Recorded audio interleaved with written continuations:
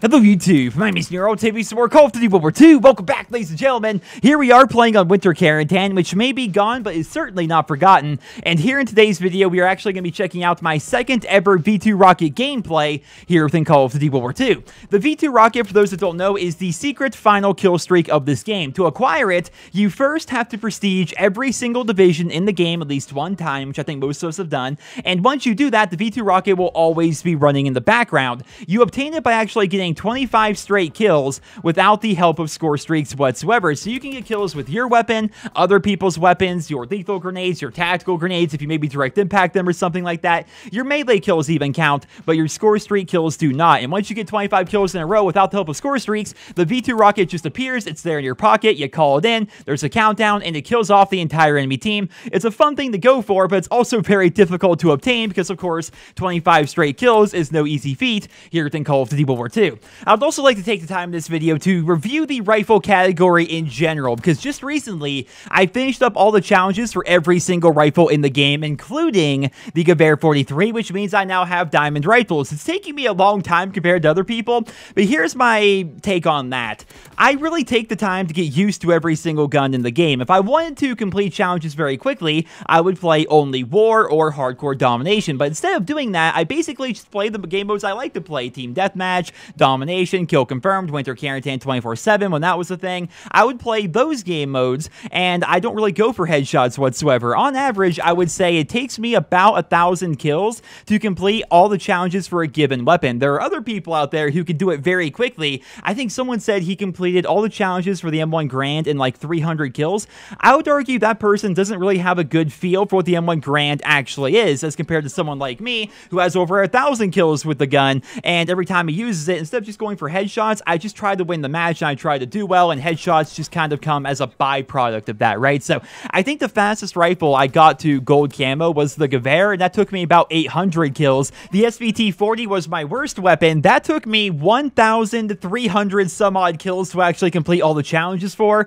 Imagine my pain playing Domination, Kill Confirmed, all these regular modes with the SVT for over 1,300 kills. That was painful, it really was, but I think it was a good thing for me to do that, because I now have a very good feeling for what the SVT is actually like, and I think I now have a very good foundation to base my opinion on when I talk about the rifles here in Call of Duty World War II.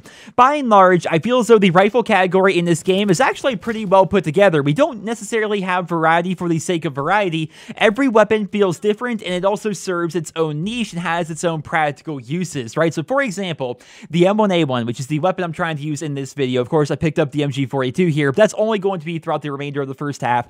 The M1A1 is a very good marksman rifle. It has virtually no recoil whatsoever. It's got a pretty good fire rate by default compared to the other semi-automatic rifles, and it's a 3-shot kill at pretty much all ranges. I remember back during the beta, I was one of the few people who was advocating that the M1A1's actually a good gun. Everybody else was really frustrated that the weapon was a 3-shot kill pretty much no matter what. The one exception, of course, would be the fact if you put on high caliber, you can in fact 2-shot somebody if one of your shots actually lands on the head, but by and large, it's a 3-shot kill, and people thought that made the weapon kind of useless, being semi-automatic and all. But how do you buff up the M1A1 to make it even better without increasing its damage? If you increase its damage to make it a 2-shot kill by default, suddenly it's just a much better version of the M1 Garand or the SVT, so it has to be a 3-shot kill, but the upsides to the weapon, it may have low damage, but the upsides are it has a pretty good fire rate and a 15-round magazine by default, virtually no idle sway whatsoever, and virtually no recoil whatsoever. It's a good marksman rifle. You then have the M1 Garand, which is incredible. I thought the M1 Garand was not going to be very good here in this game.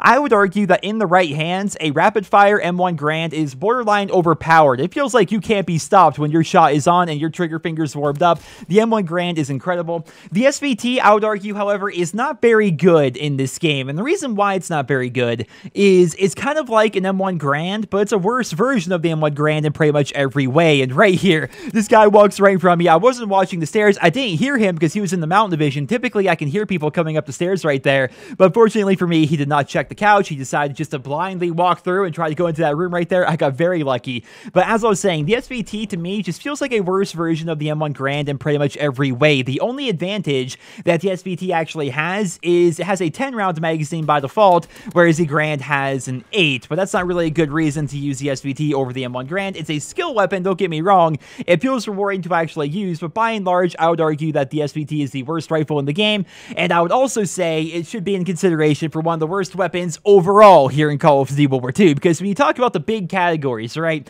rifles, light machine guns, and submachine guns, why would you use the SVT over pretty much anything else? It just isn't very good whatsoever, but that's kind of the one exception. That's like the only quote-unquote bad rifle, I think, in this game. The rest of them are fantastic. When we're talking about the full auto rifles, I still think that the M1941 Johnson gun is the most underrated weapon in this game. It's incredible. It's got a very high fire rate. It's got very tight hip fire spread for a rifle. It's kind of like a submachine gun assault rifle hybrid. It does have a lot of recoil, but that's kind of like the balancing factor of the weapon. You then have the STG-44, which is kind of like a jack of all trades with an above average fire rate, very low recoil, virtually no idle sway whatsoever, and modest damage. You then have the bar, which I still consider to be brokenly overpowered. I will say I'm proud of the community. People are starting to move away from the bar finally. Before, like if you reverse time 3 weeks or so, it seemed like everybody was only using the bar all the time, whereas nowadays I'm seeing a lot more people actually trying out different weapons. I think that's due to the fact that we have new weapons in the rotation as a result of the Winter Siege event. But yeah, I still feel as though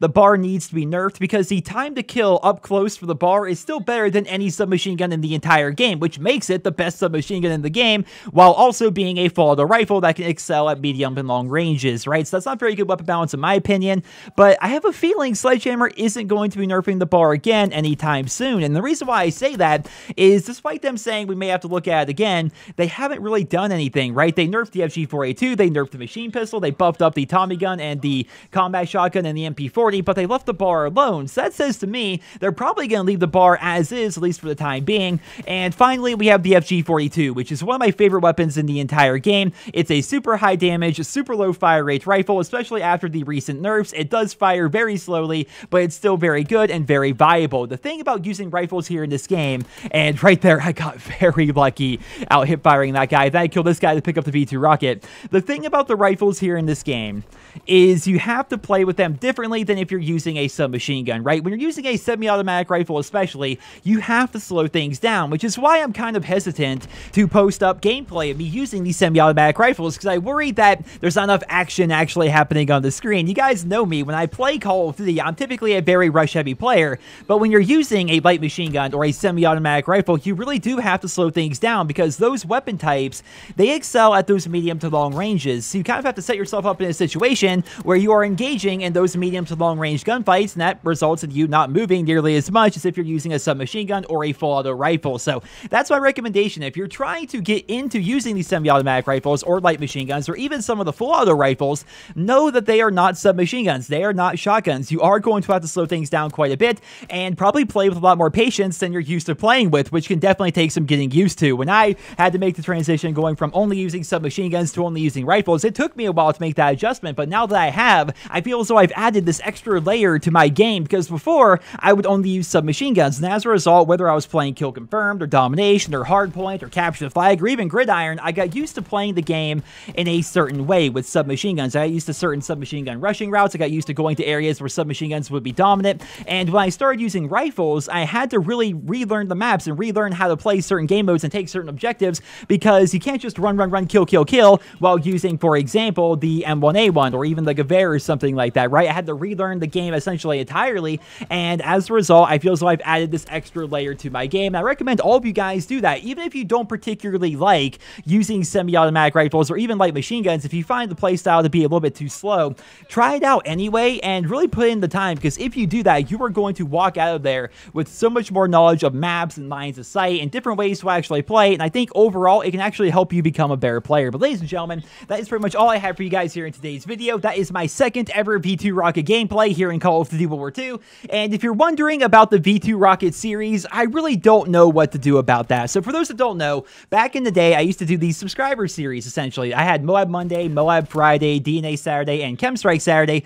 where essentially subscribers would send me in gameplay of Chem Strikes and Moabs, DNA bombs, and I would break down their gameplay in a video. I would talk about the guns they were using, the class setup, the map itself, different lines of sight, and basically just break down the gameplay and talk about how they got that particular kill streak. And for sending in the gameplay, I would then promote their channel and talk about their videos and stuff like that. It was an awesome little set of series I used to do back in the day, and I've considered doing the same thing here in Call of Duty World War II. The trouble is, not many people actually have V2 Rocket gameplay, and when people find out you're running a subscriber series like this, typically a bunch of people who aren't subscribers hop on board, act like they are subscribers, and try to get their gameplay actually promoted. I remember back in the day, and I'm not trying to call these people out whatsoever, I'm just saying this is actually what happened. There were people that were in like clans like Doom and Carnage coming out of the woodwork to share their Chemstrike gameplay, even though they weren't actually subscribers. They just heard they could actually get a bit of promotion here on my channel. So I'm not sure if I should actually do a series like this. What do you guys think? Should we actually do it? And do you actually have some V2 Rocket gameplay to feature? If you do, tweet me on Twitter. Let me know about your V2 Rocket gameplay.